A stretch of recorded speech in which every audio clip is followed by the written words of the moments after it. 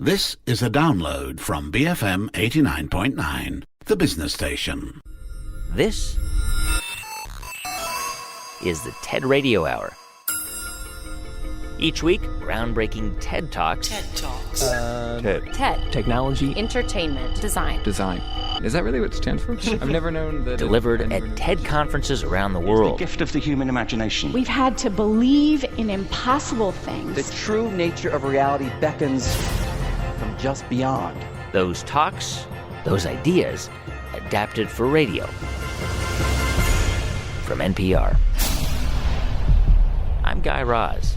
Coming up, there is no such thing as zero risk. The question is how to really take on risk and even more than that, uncertainty. Higher consequence, so it forces you to perform at a higher level. I have been guilty of the overconfidence effect many times, so I could really do with some risk trading myself. This episode, Risk. First, this news.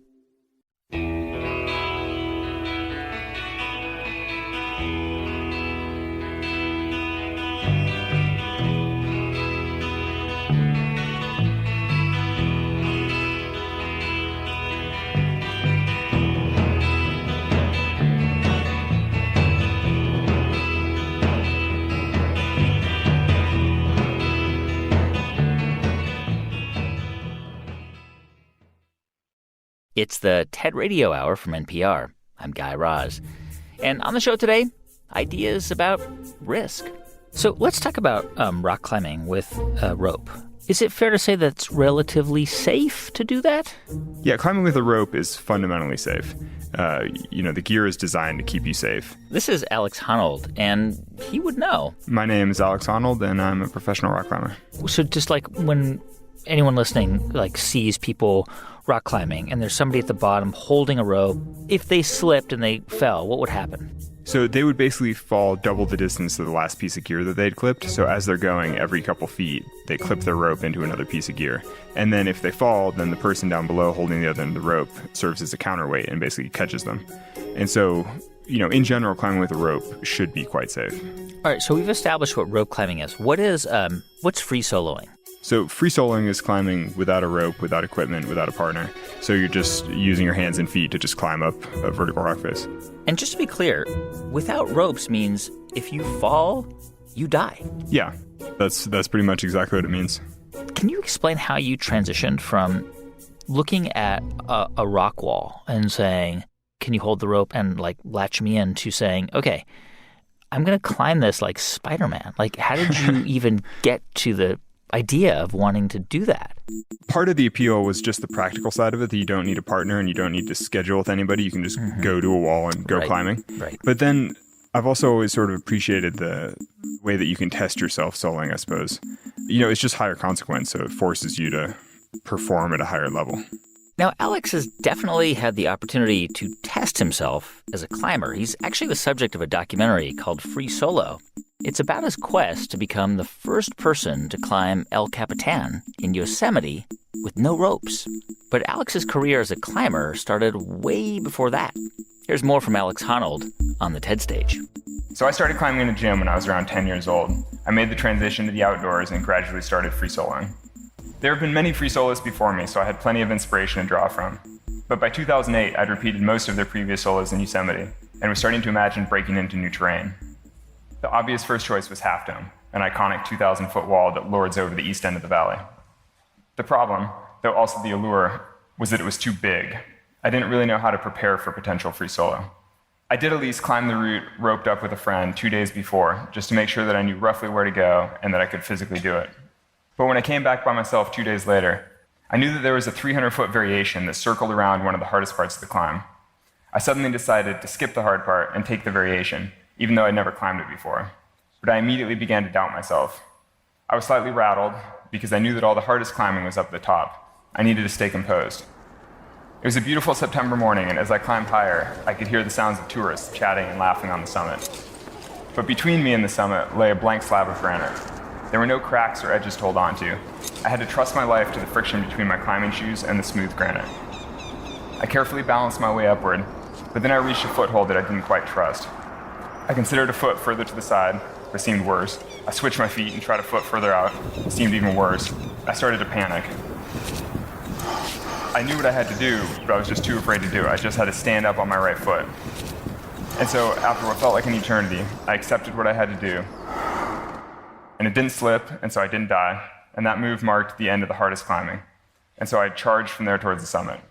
And so normally when you summit Half Dome, you have a rope and a bunch of climbing gear on you, and tourists gasp and they flock around you for photos. This time I popped over the edge shirtless, panting, jacked. I was amped, but nobody batted an eye.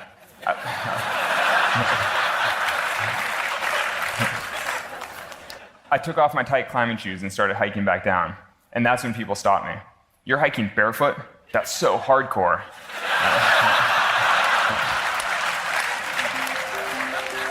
I'd succeeded in the solo, and it was celebrated as a big first in climbing. But I was unsatisfied.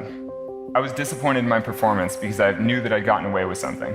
I actually took the next year or so off from free soloing because I knew that I shouldn't make a habit of relying on luck. I didn't want to be a lucky climber. I wanted to be a great climber.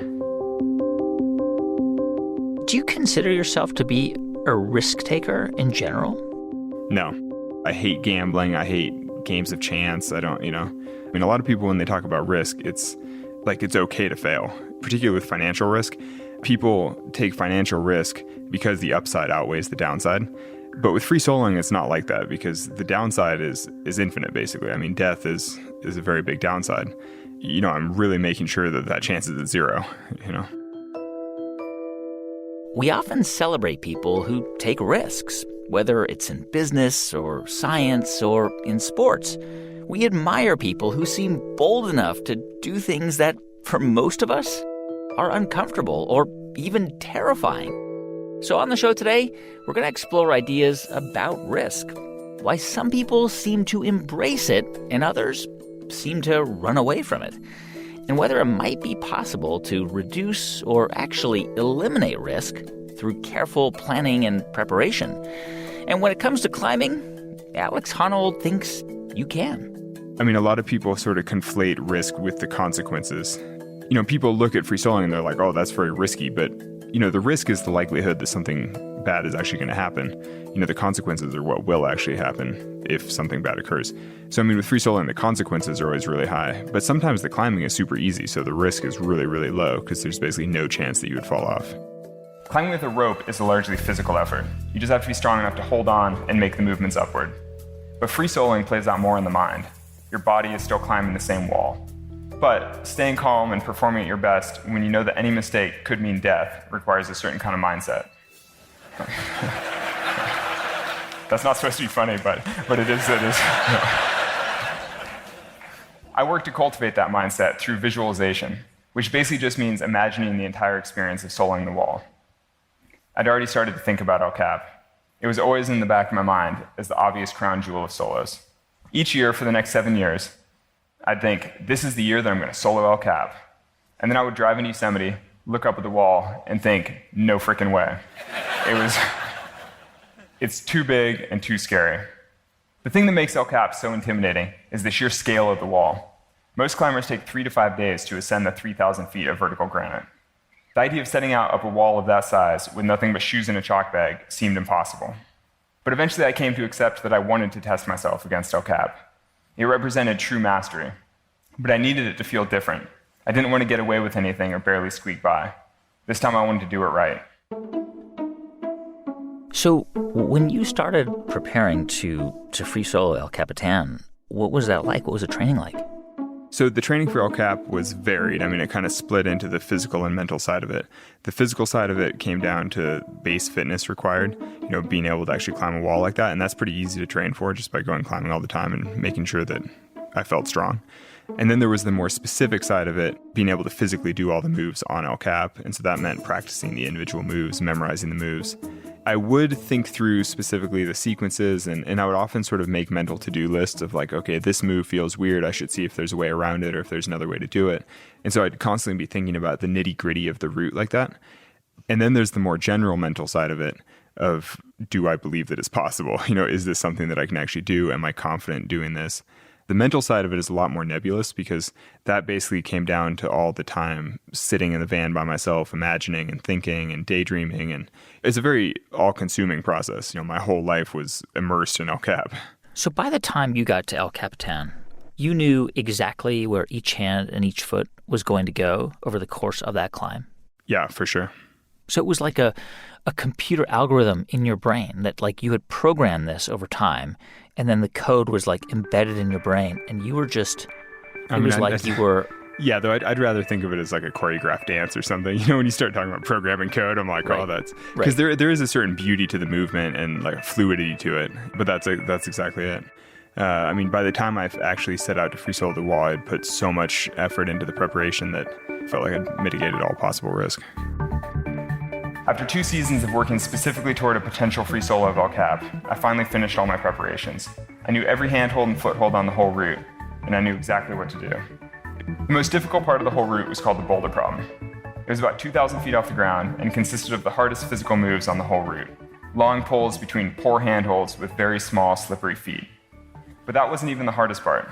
The crux culminated in a karate kick with my left foot over to the inside of an adjacent corner, a maneuver that required a high degree of precision and flexibility. Enough so that I'd been doing a nightly stretching routine for a full year ahead of time to make sure that I could comfortably make the reach with my leg. Basically, I was ready. It was time to solo El Cap. On June 3rd, 2017, I woke up early and made it to the base of the wall before sunrise. I felt confident as I looked up the wall and felt even better as I started climbing. About 500 feet up, I reached a slab very similar to the one that had given me so much trouble on Half Dome. But this time was different. I scouted every option, including hundreds of feet of wall to either side, and I knew exactly what to do and how to do it. I had no doubts. I just climbed right through. Even the difficult and strenuous sections passed by with ease. I was perfectly executing my routine. I rested for a moment below the boulder problem, and then climbed it just as I had practiced so many times with the rope on. My foot shot across to the wall on the left without hesitation, and I knew that I'd done it. I climbed with a smooth precision and enjoyed the sounds of the birds swooping around the cliff. And then I reached the summit after 3 hours and 56 minutes of glorious climbing. It was the climb that I wanted, and it felt like mastery. It sounds like in this case, the way you kind of chipped away at the risk and also at the fear was by practicing again and again and again. And it sounds like it kind of just like ground down that anxiety and any real sense of risk. Yeah, I think that's exactly right. I mean, on that particular day, I didn't feel like there was any risk. You know, I mean, the day that I free soloed El Cap was the culmination of years of effort. And I think that practice always desensitizes you to things. I mean, I think that's kind of the only real way to broaden your comfort zone is to just slowly push, you know, just to keep on pushing at the edge of it until eventually you're pretty comfortable with things that you weren't before. But I mean, that's the thing. Like, to me, like, this is the key point that when you are so prepared, the risk side of it is just, it might still be there, but it's less scary. It's less intimidating. To be fair, I mean, I also spent years looking up at El Cap thinking that's insane, that's impossible. And since then, I mean, I've spent a ton of time in Yosemite since I free soloed El Cap. And when I look at El Cap now, you know, even knowing that I have free soloed the wall, it still doesn't look like something that I could just go and free solo. You know, when I look at the wall right now, I think, oh, you know, I definitely should not free solo. That would be much too risky. You know, but then with years of practice and training and, you know, just this whole long process, eventually, you know, on that one day, I could look at the wall and think, oh, yeah, you know, that's going to be great today. That's Alex Honnold. He holds the world's record for the tallest free solo climb in history. You can see his entire talk at TED.com. On the show today, ideas about risk. Stay with us. I'm Guy Raz, and you're listening to the TED Radio Hour from NPR.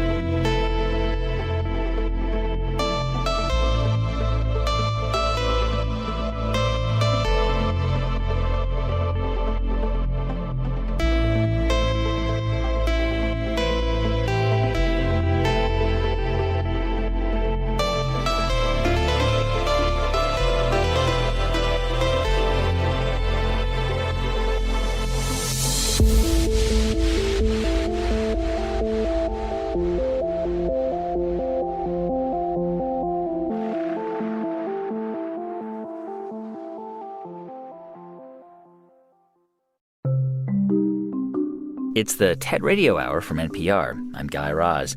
And on the show today, ideas about risk. I tend to be risk averse. Is that just a fixed thing that some people are and some people aren't? So I think whether you're risk-loving or risk-averse, that seems to be fairly hardwired in the sense that there's a heritable element, whereas risk intelligence is all about how good people are at estimating probabilities. This is Dylan Evans. He's a behavioral scientist, and he studies why some people are better when it comes to taking risks. Someone who's risk intelligent is capable of gathering a wide range of information, not approaching the information with fixed theories, but willing to constantly update and modify their beliefs. This is one thing, interestingly, about professional gamblers, is that they make quite good decisions. Dylan Evans picks up his idea from the TED stage. I've spent the last few years interviewing some of the most successful gamblers in the world, and it's not just because I like spending my time in casinos. I've got a hunch that there's a special kind of intelligence for thinking about risk and uncertainty. So if psychologists study gamblers at all, they tend to focus exclusively on problem gamblers. But that's like studying obesity and neglecting haute cuisine, or studying alcoholism and neglecting fine wines. Not all gamblers are fools.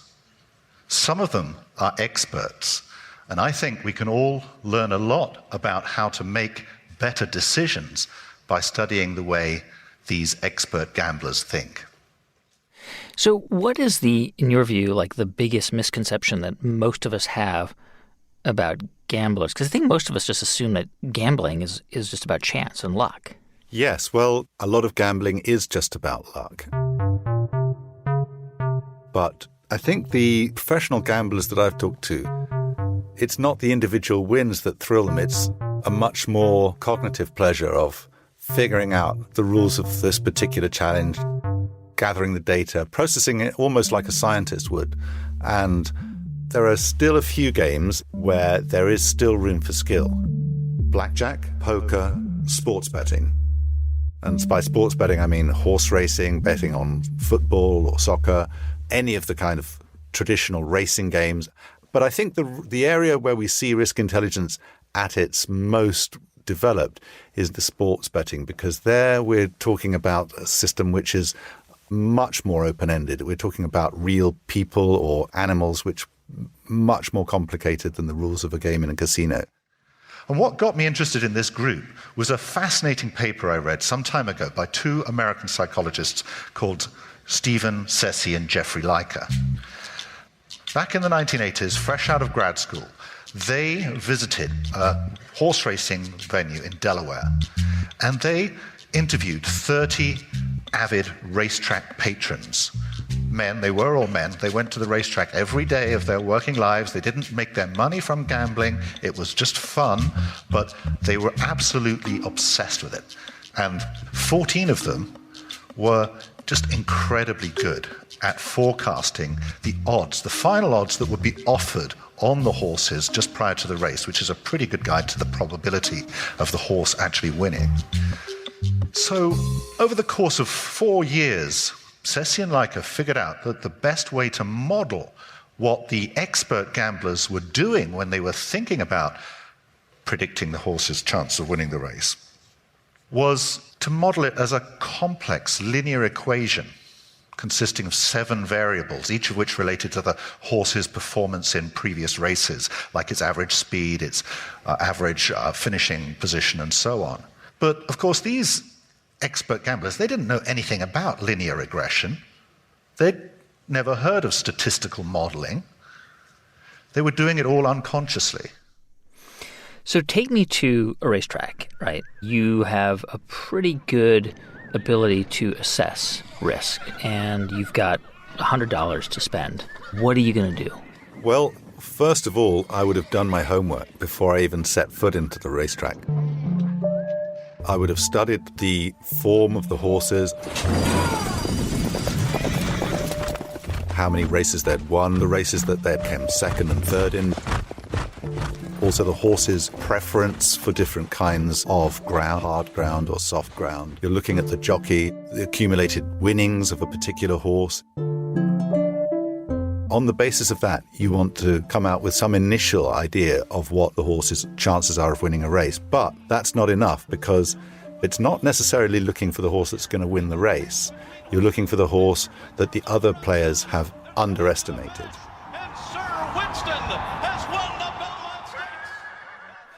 Why do you think that risk intelligence, is easy for some people and some people just ignore it or don't even consider it?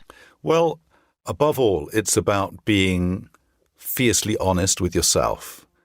The really amazing risk takers, they understand their own weaknesses. They keep very detailed records of their own performance, and they look at where they've got things wrong, and they learn from those mistakes. Wow. Not just when they're assessing their own performance, but when they're dealing with other people as well. So is there a way to kind of increase our confidence when we're taking risks? I mean, is it as simple as gathering information? It's about gathering as wide a range of information as we can. That's why people have, when they get good at risk intelligence, it tends to be in a very particular domain. So you might be very good at assessing political events, but you might be very bad at medical risks, because you need to spend a long time, years, perhaps decades, immersing yourself in a certain domain in order to gather the domain expertise and build this model inside your head. Do you think that people take risks based on how much they're willing to lose? So one of the key elements that you're thinking about when you make a decision about risk is your possible gains and the likelihood of those gains. You have to take into account your possible losses and the likelihood of those losses. Someone who's risk intelligent weighs those things up equally. They don't have a particular aversion to loss, but with the important proviso that they never risk so much that they can't bet again, because then you're really out of the game. So I want to finish off by just describing simple ways in which you can use probabilities when making your decisions. The first way is simply to set a threshold. So, for example, you might say, well, I'm only going to ask this person out on a date if I think that there's a 60% chance that they will say yes. And the great thing about this method is, of course, that everybody can set their thresholds differently at different levels, depending on how desperate you are to go on a date and how much you hate being rejected. The second is betting an amount that is proportional to your confidence. So, for example, you could decide to buy more or less shares in various companies depending on how strongly you believe that each company was going to do well. Overconfidence is going to be fatal here. Now, of course, luck can always go against you. There's no guarantee that even if you use these decision-making methods that you'll always win. But if that thought upsets you, make your peace with chance. Just accept that you can't control her. Accept that she doesn't care about you, and she never will. But don't despair. That's the way to bet. Thank you. That's Dylan Evans. He's a behavioral psychologist and the author of the book Risk Intelligence. You can see his entire talk at ted.npr.org. By the way, are you a gambler at all?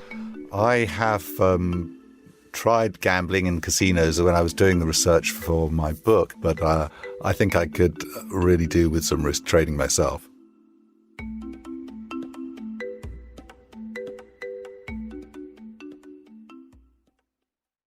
So clearly there are different kinds of risks, some that are intelligent and others not so much. Guys, it is Lorenzo. We are back with another prank. This time, we're doing the Tide Pod Taste Challenge. Is it true that there are videos of teenagers eating Tide Pods? Yeah, that was this weird phenomenon that was going on my senior year of high school. There'd be kids doing the Tide Pod Challenge. So wait, what are they actually doing? Basically, since Tide Pods kind of look like candy and are colorful, kids would eat them and then film themselves doing so and post that on YouTube. So we picked up some Tide Pods and we're about to become YouTube famous. So I'm gonna try one. Try one, bro. take a bite. Should I? Yeah, why not? Bro, it's like poison. Is it? That's crazy. That's like toxic. Yeah. This is Kashfia Rahman. I'm a student at Harvard University studying psychology and neuroscience. Kashfia has never herself taken the Tide Pod Challenge, but she is fascinated by her friends who take those kinds of risks. Kids who are binge drinking, drunk driving, making bad choices in social situations, peer pressure. Yeah. Kashfia grew up in Brookings, South Dakota. I lived in a college town, about 25,000 people, so a pretty small town. Being in South Dakota, it's obvious that there wasn't much to do to entertain yourself. A lot of times, kids would turn to things like drugs and alcohol and risk-taking in order to get rid of boredom. But these were smart kids. They were, in honors and advanced classes. Perfectly, friendly people were doing these outrageous things. And that was the first spark. The first spark to conduct an experiment about teenagers and risk. Right, exactly. So I think it's like a universally known truth that teenagers are reckless and risky.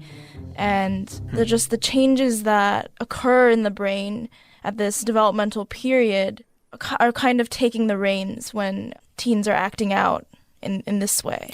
So it's almost like a zombie brain. Right, exactly. It's almost like a zombie has taken over the teenager's brain and said, now I want you to vape. Here's a Juul pod. Yes, that's a great analogy, honestly, for what goes on during this time period. Here's more from Kashfia talking about her research from the TED stage. Now, it's no secret that teens ages 13 to 18 are more prone to risk-taking than children or adults. But what makes them so daring? Do they suddenly become reckless, or is this just a natural phase that they're going through? Well, neuroscientists have already found evidence that the teen brain is still in the process of maturation, and that this makes them exceptionally poor at decision-making, causing them to fall prey to risky behaviors. But in that case, if the maturing brain is to blame, then why are teens more vulnerable than children, even though their brains are more developed than those of children? Also, not all teens in the world take risks at the same level. Are there some other underlying or unintentional causes driving them to risk-taking? Well, this is exactly what I decided to research. So, I founded my research on the basis of a psychological process known as habituation, or simply what we refer to as getting used to it. Habituation explains how our brains adapt to some behaviors, like lying, with repeated exposures. And this concept inspired me to design a project to determine if the same principle could be applied to the relentless rise of risk-taking in teenagers. In short, I wanted to conduct a research study to answer one big question. Why do teens keep making outrageous choices that are harmful to their health and well-being? So how did you start? So I actually started with kids from my own high school. So you went up to the kids who binge drink or swallow Tide Pods and say, hey, I noticed that you swallow Tide Pods and binge drink. Can I study you? Was that your approach? That wasn't exactly how I went about it.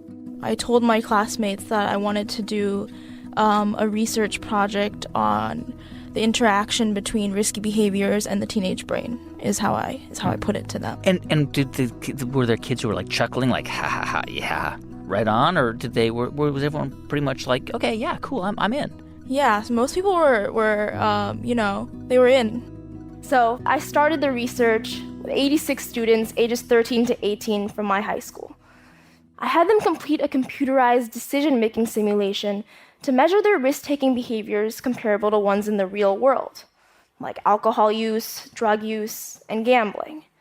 Wearing the EEG headset, the students completed the task 12 times over 3 days to mimic repeated risk exposures. This meant that I had measured the process of habituation and its effects on decision-making.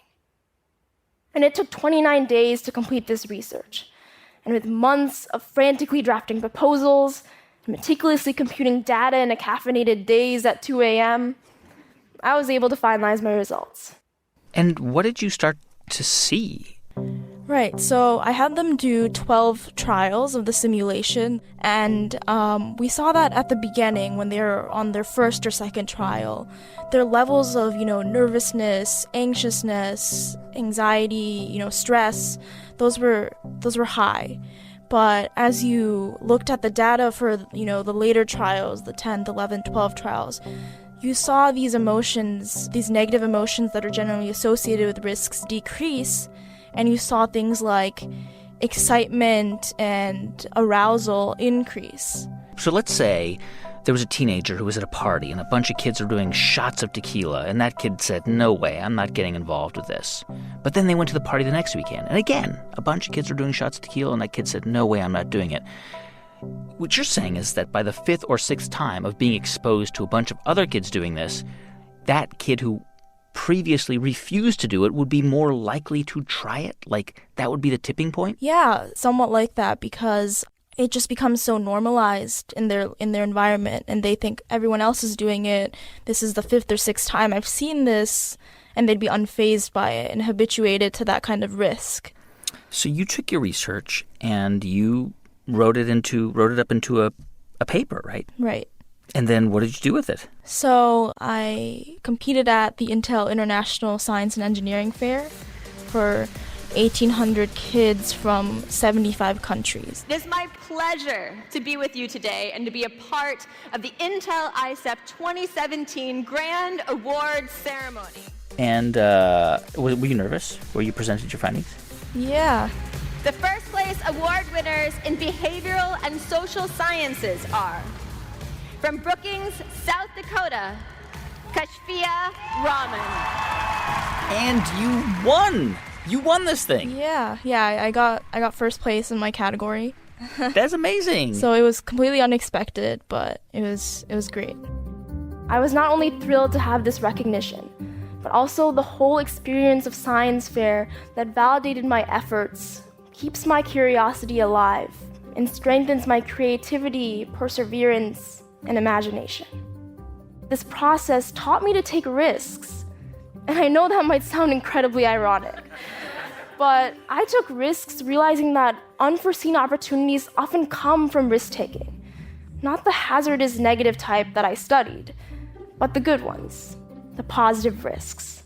The more risks I took, the more capable I felt of withstanding my unconventional circumstances, leading to more tolerance, resilience, and patience for completing my project. And these lessons have led me to new ideas. Like, is the opposite of negative risk-taking also true? Can positive risk-taking escalate with repeated exposures? Does positive action build positive brain functioning? I think I just might have my next research idea.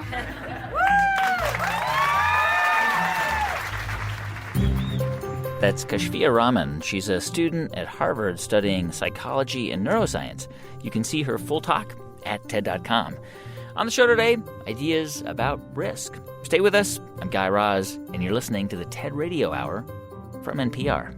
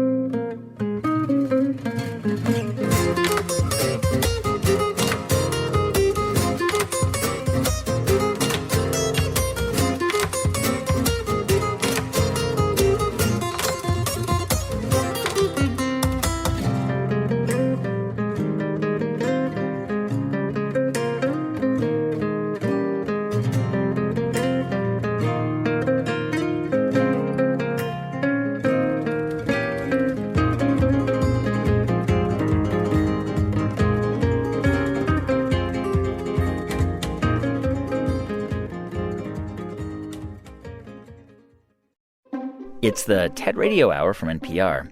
I'm Guy Raz. When I say the word risk, what comes to mind? Uncertainty. The word risk and the word uncertainty are connected in my mind because everything I do is uncertain in a way. This is Ian Firth. Basically, I'm a designer. I love to design bridges, big and small. And when Ian says that, he's being kind of modest. He's actually one of the world's leading bridge engineers. But risk also implies responsibility and reliability. You know, I need to be able to apply a responsible professional approach to managing that risk. And that sense of responsibility is always at the top of Ian's mind. Because thousands of people in cars and trucks and on bikes and trains cross his bridges every single day. I mean, you think about cities like London or New York or Istanbul. Definitely. They could not function without bridges. Like, we don't think about that. The bridges have enabled those cities and many around the world to become what they've become. Absolutely right. Just about every city in the world, you know, almost every capital city and many, many other cities owe their existence entirely to a bridge across a river. Because, you know, that tends to be the place, certainly when they were establishing those things many hundreds of years ago, that people could get to by boat. Materials, trade, all the kind of transportation and trafficking around the world would come there by boat in some shape or form. So bridges became the thing to do. So in London, of course, the Romans built a bridge across the River Thames. And, you know, every big city owes their existence to a bridge of some sort. And very often also that bridge has become iconic. I mean, certainly in the Bay Area, you know, the Golden Gate Bridge. I mean, which one do you choose? I suppose you have to say Brooklyn Bridge in New York would be the sort of iconic structure that then defines the place, the spirit of the place even. And without it, the place doesn't even function. Ian Firth continues his idea from the TED stage. It's hard to imagine a civilization without bridges, because they're so essential for growth and development of human society. But they're not just about a safe way across a river or an obstacle. Bridges are enormous features in our landscape, not just enormous, sometimes they're small ones, and they are really significant features. And I believe we have a duty to make our bridges beautiful. But technological change happens relatively slowly in my world, believe it or not. And the reason for this can be summarized in one word: risk. Structural engineers like me manage risk. We are responsible for structural safety. That's what we do. And when we design bridges like these, I have to balance the probability that loads will be excessive on one side or the strength will be too low on the other side, both of which, incidentally, are full of uncertainty usually. And we have to make sure that there's an adequate margin for safety between the two, of course. But innovation is vital. As an engineer, it's part of my DNA. It's in my blood. I couldn't be a very good engineer if I wasn't wanting to innovate. But we have to do so from a position of knowledge and strength and understanding. There's no good taking a leap in the dark, and civilization has learnt from mistakes since the beginning of time, no one more so than engineers. Because you don't want a bridge to just be functional. You want it to be beautiful and innovative, right? Definitely, yeah. I mean, when bridge design began, was beauty a part of, was it baked in as a design element, or was it just a functional thing in the early days? Do you know, I hope that human beings throughout time have considered beauty to be something to be celebrated. You know, don't you? I like to think that even the very earliest Homo sapiens, you know, the earliest people would have appreciated beauty. And therefore, when they made something which they felt wanted to be beautiful and didn't just need to be utilitarian, they would shape it and form it in some way. You look at some of the great stone arches that the Romans built, they have a majesty about them, they have an elegance about them. And so, yes, society demands elegance and beauty around them. Yeah. I mean, but sometimes, right, you can take a risk on design that totally backfires. Like you mentioned the collapse of the Tacoma Narrows Bridge yes. in 1940. And I remember seeing the videos of that. I'm just from your talk, I'm just trying to remember, was that an earthquake? No, it's wind. It's wind. 1940. Wind, of course. Yeah. A strong but not extreme wind, which set up this oscillation in the bridge deck. It was a super light bridge, and designer Leon Moisseiff really sort of pushed the boundaries too far. Yeah, I mean, there's this just infamous video of this bridge, right? And it was super narrow, and you could literally see it swaying back and forth before it collapsed. It was basically this moment where I guess primarily like designers looked at this and said, okay, we need to rethink how we accept risk, right? I mean, because the designer Moisseiff was taking a huge risk here, right? Yeah. So Moisseiff was no stranger to long-span bridge design. He'd worked on them before, but here at Tacoma, he was taking out risk of can I make it that much more slender? Obviously, he'd done some analysis, he'd done some calculations, but at that time, 1940, it was a great shock. Everybody was saying, what on earth went wrong? And for 10 years, there was a complete dearth. No big, long bridges built anywhere. When most people are on a bridge, they don't think about the possibility that bridge could collapse. They're just driving across it, and we take it for granted. I mean, the bridge is going to be there probably forever, at least in our minds. But how much does the risk or risks involved with the bridge factor into how you even approach a blank sheet of paper when you're thinking about where to begin? So the question of risk is very closely associated with reliability and confidence. If you like, confidence and risk are sort of two sides of the same thing. When I design something, and it's based very largely on knowledge of what works, and that's born out of experience. And that experience has involved working through calculations and analysis and so on. So most engineers don't actually ever think about it because all they're doing is applying those formulae. But if they would actually just stop and think about it, everything they deal with in the design of a bridge is uncertain. Everything. And so the ending structure, of course, has got a whole lot of uncertainty in it. But collapse, let's be honest, okay, bridge collapse is very rare. Yeah. But everything we design is based on some uncertainty. I mean, even with all of those equations and the testing that's involved, zero risk doesn't exist. This is something that we should all, I guess, accept that there is no such thing as a perfectly foolproof bridge. Absolutely. There is no such thing as zero risk, whether we're talking about bridges or anything else. Yeah, right. But people like to think of it, they say, I don't want any risk on this project, and you have to say, well, actually what you mean is you want the risk to be manageable and low enough to be acceptable, So what we have to do is to make sure that it's sensible. Our bridges need to be functional, yes. They need to be safe, absolutely. They need to be serviceable and durable. But I passionately believe they need to be elegant, they need to be beautiful. Our bridges are designed for a long time. We tend to design for 100 years plus. They're going to be there for an awfully long time. Nobody's going to remember the cost. Nobody will remember whether it overran a few months. But if it's ugly or just dull, it will always be ugly or dull. Beauty enriches life, doesn't it? It enhances our well-being. Ugliness and mediocrity does exactly the opposite.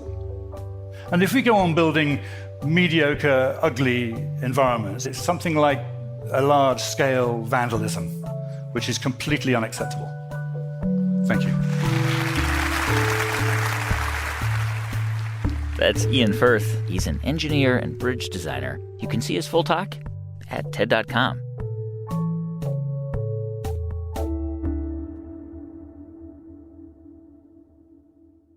On the show today, ideas about who takes risks, especially when it comes to innovation. So think about someone like Steve Jobs for a minute. He's considered to be this brash inventor, the genius behind one of the most innovative consumer products of our time, the iPhone. But is that the whole story? So the real question is, what makes the iPhone and similar phones today smart and not stupid? This is economics professor Mariana Mazzucato.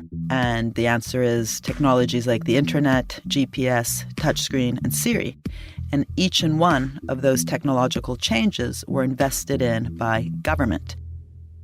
So it was DARPA, which is an innovation agency inside the Department of Defense, that invested in both the internet and Siri. It was the Navy that came up with GPS. And the touchscreen display received some early investments actually by the CIA. And what's then extraordinary is that the storytelling around those products, like the iPhone and Steve Jobs, just simply, don't include that public sector, so government investment. Yeah, I mean, It's interesting because there's a myth about entrepreneurs and inventors and, sort of the titans of industry that we lionize, that they are brash, fearless risk takers. They jump out of airplanes without parachutes. How much of that is true in your view? So I don't even believe in entrepreneurs. I believe in entrepreneurial systems which allow certain individuals, organizations to really think out of the box. And so rather than mythologizing a person, the question is how was that person or that organization able to really take on risk and even more than that, uncertainty, the real unknown. And in terms of if you want, myths around Silicon Valley and the entrepreneurs there, if you look at the system behind them, there was often a wave that they were able to literally surf. And that wave was actually created by the state. Mariana Mazzucato picks up her idea from the TED stage. Of course, the private sector does a lot, but the narrative that we've always been told is the state as important for the basics, but not really providing that sort of high-risk, revolutionary thinking out of the box. And all these sectors, from funding the internet to doing, the spending, but also the envisioning, the strategic vision for these investments, it was actually coming within the state. And so there's huge implications of this. First of all, by constantly depicting the state part as, necessary, but actually a bit boring and often a bit dangerous, kind of Leviathan, I think we've actually really stunted the possibility to build these public-private partnerships in a really dynamic way. Even the words that we often use to justify the P part, the public part, well, they're both P's, with public-private partnerships is in terms of de-risking. What the public sector did in all these examples I just gave you, and there's many more, which myself and other colleagues have been looking at, is doing much more than de-risking. It's kind of been taken on that risk, bring it on. It's actually been the one thinking out of the box. When we think about the U.S. government, right, the U.S. government has a massive budget. And so when the U.S. government makes bets, invests money in technologies, is it really that risky? Sure it is. I mean, for every internet, there was many attempts to, at other solutions that didn't then go well. So innovation in and of itself implies actually, risk-taking, and, most attempts at innovation actually go wrong. And in fact, many innovations happen not so much by mistake, but, on the way to searching for one thing, you actually discover something else. Right. So there's quite a bit of also serendipity. But the real question is whether the patience and the long-termism that a government can provide, is that better for innovation or worse? So if you look at how venture capital is structured, it's very exit-driven. They tend to want to exit in 3 or 5 years through an IPO, an initial public offering, or a buyout. And that exit-driven model has actually really hurt the evolution of science and innovation in sectors like biotechnology. So really, this mix of being able to think big, be mission-oriented, try to think of the big problems of our time, whether it was going to the moon and back again in one generation, as in the 1960s, whether it's today solving, really battling it out with climate change or getting the plastic out of the ocean, how to frame those problems as inspirationally as possible, use public investment to go after the problems, but especially in order to crowd in, to excite other forms of investment. Yeah. So, is there a way to think about all of the technologies and innovations we interact with on a day-to-day basis and kind of figure out how much of the things we rely on actually started as a result of a government initiative? Well, there's definitely data out there. And I think in some cases, for example, with medicine, there's very good data. And in the case of, again, of companies, we know, Tesla, extremely innovative company, but, Elon Musk, for his 3 companies, SpaceX, SolarCity, and Tesla, received close to $5 billion in the combination of subsidies, grants, guarantees, and other types of investments. And that data is out there. And it shouldn't be out there then to accuse someone like Elon Musk of not being innovative. He is. But, admitting this massive collective and systemic and social nature of the structure around you, which then allowed you to succeed, I think should be an obligation. Yeah.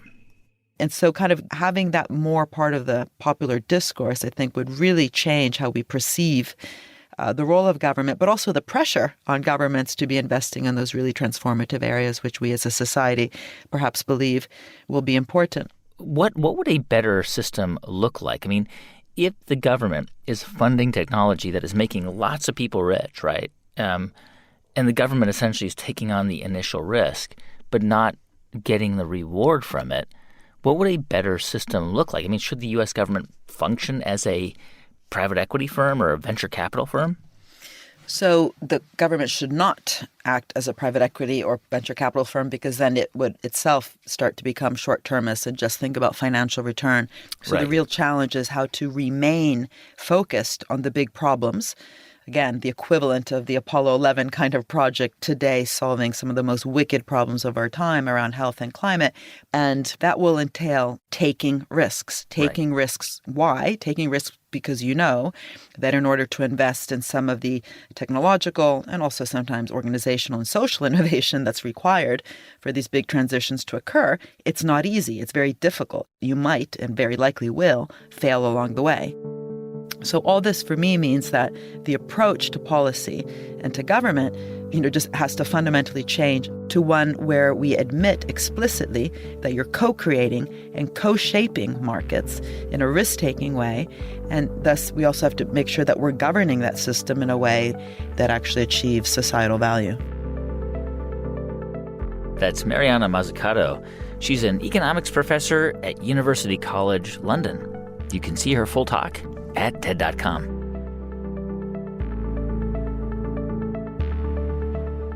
Hey, thanks for listening to our show on risk this week. If you want to find out more about who was on it, go to ted.npr.org. And to see hundreds more TED Talks, check out TED.com or the TED app.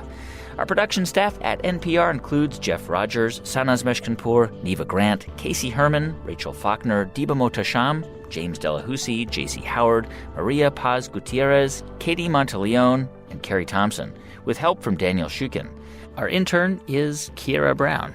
Our partners at TED are Chris Anderson, Colin Helms, Anna Phelan, and Michelle Quint. I'm Guy Raz, and you've been listening to Ideas Worth Spreading right here on the TED Radio Hour from NPR. Thank you for listening to this podcast. To find more great interviews, go to bfm.my or find us on iTunes. BFM 89.9, the business station.